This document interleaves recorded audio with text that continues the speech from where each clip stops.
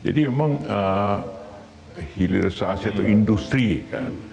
Kalau memang kalau dalam Undang-Undang Nomor 4 tahun 2009 itu PP-nya disebut pemurnian kan, nilai tambah dan pemurnian. Kan? Nilai tambahnya memang tidak sebesar karena itu langsung diekspor, kemudian juga efeknya tidak besar. Banyak sekali tenaga dari luar, keempatnya itu efeknya kepada masyarakat juga tidak besar. Mohon maaf teman-teman, sekalipun kita sekarang sudah masuk di tahun politik, trust global kepada Indonesia di bawah kepemimpinan Bapak Presiden Joko Widodo itu sangat kuat sekali. Saya baru balik dari Amerika soalnya. Jadi kalau ada siapapun yang mencoba untuk mengatakan hilirisasi itu adalah sebuah tindakan yang merugikan negara, itu kita pertanyakan pemikiran ada apa di balik itu, termasuk kita dalam negeri. Saya sebagai mantan aktivis merasa terganggu ketika ada sebuah kedaulatan bangsa kita, independensi negara kita, itu akan digores oleh siapapun. Dan saya pikir ini harus kita lawan. Cara-cara seperti ini tidak lagi untuk kita tempatkan mereka di tempat yang baik di bangsa ini. Apa maksud dari IMF menyampaikan ini? Dia ini, saran saya, ditulis baik-baik ya, dia mendiagnosa aja kepada negara-negara yang hari ini lagi susah.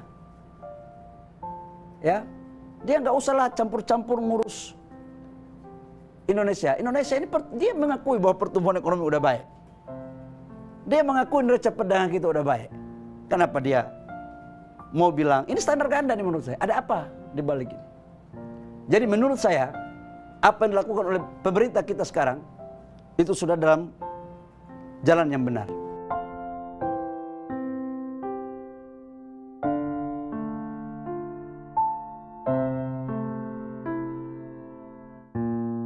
Nah, yang ketiga nih masalahnya nih, standar ganda ini IMF ini.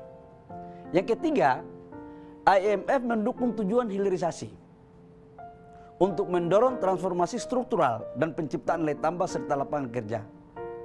Namun, IMF menentang kebijakan larangan ekspor karena menurut analisa untung ruginya yang dilakukan oleh IMF itu adalah pertama menimbulkan kerugian bagi penerimaan negara dan yang kedua berdampak negatif terhadap negara lain.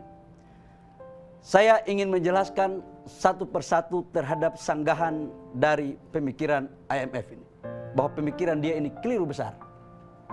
Yang pertama, bahwa untuk FDI kita itu betul akan tumbuh sekitar 19% ke atas. Bahkan di kuartal pertama itu ada datanya, tolong dilihat, itu tumbuh 20% lebih FDI kita. Dan FDI ini di luar hulu migas, di luar sektor keuangan. Ini adalah sebuah kepercayaan publik global kepada Indonesia dalam menerapkan berbagai kebijakan ekonominya, termasuk dalam melakukan reform terhadap berbagai regulasi yang memperlambat proses investasi. Dan kepercayaan kepada pemerintah. Jadi mohon maaf teman-teman, sekalipun kita sekarang sudah masuk di tahun politik, trust global kepada Indonesia di bawah kepemimpinan Bapak Presiden Joko Widodo itu sangat kuat sekali. Saya baru balik dari Amerika soalnya. Yang kedua, IMF mengatakan bahwa negara kita rugi. Ini di luar nalar berpikir sehat saya. Dari mana dia bilang rugi? Tahu nggak? Dengan kita melakukan hilirisasi, itu penciptaan nilai tambah itu sangat tinggi sekali di negara kita. Contoh, hilirisasi kita di nikel. Ekspor kita 2017-2018 itu hanya 3,3 miliar US dollar. Begitu kita menyetop ekspor nikel, kita melakukan hilirisasi, ekspor kita di 2022 itu hampir 30 bilion US dollar, 10 kali lipat. Teman-teman tahu nggak? 2016-2017 defisit neraca perdagangan kita dengan China itu 18 bilion US dollar. Akibat hilirisasi, kita dorong ekspor kita tidak lagi berbentuk komoditas, tapi sudah berbentuk setengah jadi dan barang jadi. Di tahun 2022, defisit neraca perdagangan kita dengan China itu hanya 1,5 billion US dollar. Dan di kuartal pertama di 2023 itu kita sudah surplus 1 billion US dollar. Ini biar teman-teman catat ini. Jadi IMF jangan dia ngomongnya ngaur-ngaur gitu. Yang kedua, dengan hasil hilirisasi ini, surplus neraca perdagangan kita sudah sampai dengan 25 bulan sekarang ini. Dan neraca pembayaran kita juga mengalami perbaikan dan bahkan terjadi surplus. Ini akibat apa? Hilirisasi. Yang berikut, nilai tambah. Katanya pendapatan negara nggak dapat. Tahu nggak teman-teman? 2021, 2022, alhamdulillah target pendapatan negara tercapai terus. Yang tahu pendapatan negara tercapai tambah atau tidak bukan IMF, kita pemerintah Republik Indonesia. Dan tidak hanya berbicara tentang pendapatan negara. Akibat hilirisasi itu terjadi pemerataan pertumbuhan ekonomi di daerah-daerah. Terutama kepada daerah-daerah penghasil dari komoditas bahan baku. Kita ambil contoh, Maluku Utara. Dulu sebelum ada hilirisasi, kan ada Antam di situ. Antam mengambil bahan bakunya aja tanpa bangun smelter di sana. Pertumbuhan ekonominya di bawah pertumbuhan ekonomi nasional.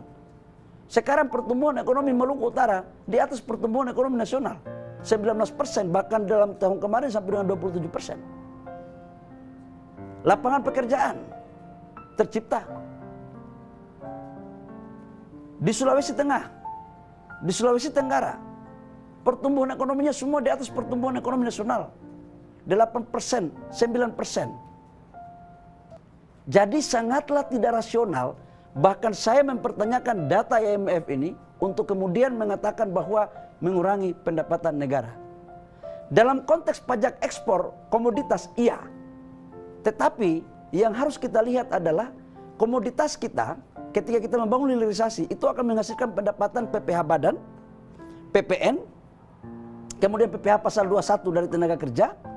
Dan harus dilihat bahwa hilirisasi itu bukan hanya pada konteks untuk menciptakan nilai tambah. Tapi hilirisasi itu dilihat sebagai bentuk kedaulatan bangsa. Jadi kalau ada siapapun yang mencoba untuk mengatakan hilirisasi itu adalah sebuah tindakan yang merugikan negara, itu kita pertanyakan pemikiran ada apa di balik itu. Termasuk kita dalam negeri. Saya sebagai mantan aktivis merasa terganggu ketika ada sebuah kedaulatan bangsa kita, independensi negara kita, itu akan digores oleh siapapun. Dan saya pikir ini harus kita lawan. Cara-cara seperti ini tidak lagi untuk kita tempatkan mereka di tempat yang baik di bangsa ini. Yang kedua, menyangkut dengan persoalan merugikan negara lain. Ya, emang saya mau tanya ya, waktu negara kita rugi, negara lain memikirkan kita. Aku mau kasih tahu sama teman-teman.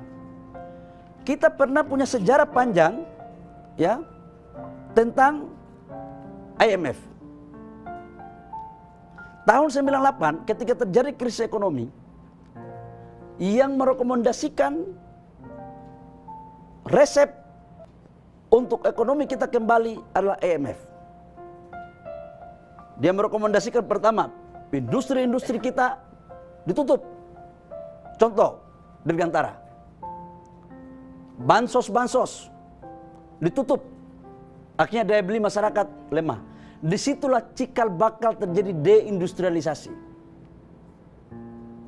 Bunga kredit dinaikkan, hampir semua pengusaha kolaps. Kredit-kredit macet, asetnya diambil. Apa yang terjadi? Negara kita lambat untuk menuju kepada pertumbuhan ekonomi. Di tahun yang sama, Malaysia menolak rekomendasi IMF. Jadi malah justru saya menanyakan, apa maksud dari IMF menyampaikan ini? Dia ini saran saya, ditulis baik-baik ya. Dia mendiagnosa aja kepada negara-negara yang hari ini lagi susah. Ya, dia nggak usahlah campur-campur ngurus Indonesia. Indonesia ini dia mengakui bahwa pertumbuhan ekonomi udah baik. Dia mengakui neraca perdagangan kita udah baik. Kenapa dia mau bilang ini standar ganda nih menurut saya? Ada apa di balik ini? Jadi menurut saya apa yang dilakukan oleh pemerintah kita sekarang itu sudah dalam jalan yang benar. Dan kita menghargai mereka, pandangan mereka. Tapi kita tidak boleh terpengaruh dengan pandangan mereka ketika ada satu pemikiran-pemikiran yang lahir dari mereka yang menurut pandangan kita tidak objektif dan tidak tahu tentang arah tujuan negara. Yang tahu tujuan negara ini adalah kita sendiri. Pemerintah Indonesia dan rakyat Indonesia. Bukan negara lain.